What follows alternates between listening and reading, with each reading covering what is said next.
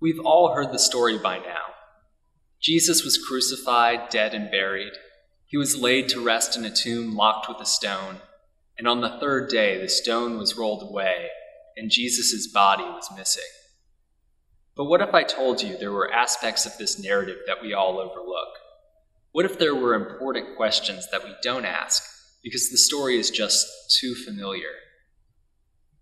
Sources from Greco-Roman times describe the aftermath of crucifixion, and these sources tell us that our Easter story is quite unique. The person crucified, Bart Ehrman writes, was left on the cross in order to rot away and to be consumed by scavengers.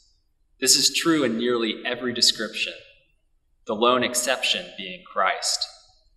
So why wasn't Jesus left hanging to be food for vultures? Why does the Easter story involve a tomb at all? The answer is the faithfulness of a rich man named Joseph. When Peter was afraid to acknowledge his relationship with Jesus to anyone, even servant girls far from the center of power, Joseph appeared before Pilate and used his power and his influence for the sake of the gospel.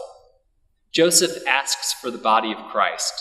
The body is entrusted to him, and he sets the body down in his own personal tomb. For this act, Matthew counts Joseph a disciple and shows us that one doesn't have to leave all of one's possessions and power behind to faithfully follow Christ. It's possible to be rich and a disciple if one acts like Joseph from Arimathea.